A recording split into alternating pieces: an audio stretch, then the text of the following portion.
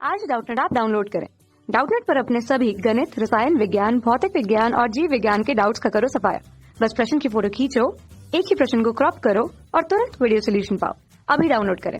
प्रश्न दिया है टीवी संकेत के प्रेषण सीमा को बढ़ाने के लिए किन्हीं दो बिंदुओं को व्यक्त करें। तो आइए हम लोग इस प्रश्न का यहाँ पे उत्तर देते हैं और इसको समझते हैं। तो देखिए, जो टीवी सिग्नल होता है, ठीक है, जिसके माध्यम से हमारे घर में टेलीविजन जो है चलता है, तो यह सिग्नल को प्रसारित करते हैं, रेडियो सिग्नल को। और उसके पश्चात हमारे पास देखो दो तरह के टावर होते हैं, ठीक है। एक प्रेसी टावर हो जाता है हमारे पास, जिसमें से सिग्नल जो है सब तरफ प्रसारित होता है। और हम लोग अपने घर की छत में एक एंटीना लगा के रखते हैं जिसमें यह सिग्नल जो है रिसीव होता है, ठीक है। तो इस तरह से हमारे पास ये एंटीना होता है, तो इसमें सिग्नल रिसीव होता है, फिर हमारे घर में टेलीविज़न चलता है।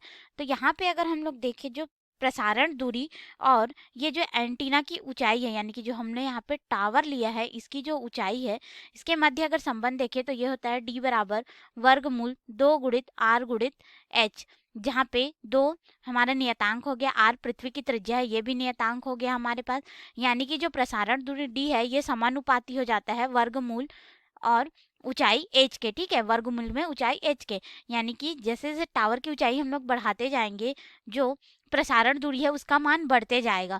तो पहला हमारा यहाँ पे क्या हो गया कि टावर की ऊंचाई बढ़ाने पे प्रसारण दूरी का मान जो है वह बढ़ता है, यानी कि प्रेसी एंटीना की ऊंचाई बढ़ा करके।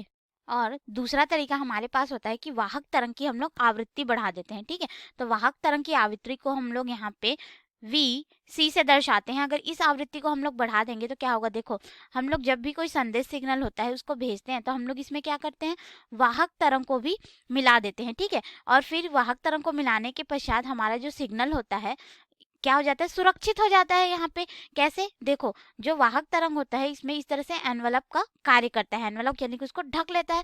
तो वाहक तरंग के साथ हम लोग इसको मॉड्यूलेट कर देते हैं हमारे संदेश सिग्नल को, किसको, संदेश सिग्नल को।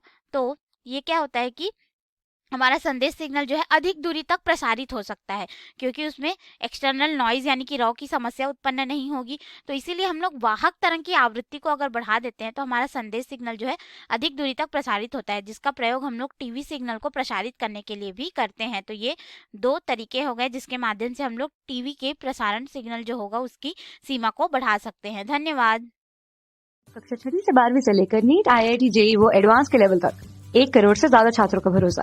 आज ही डाउनलोड करें डाउटनेट ऐप या व्हाट्सएप करें अपने सारे डाउट्स 8400 400 400 पर।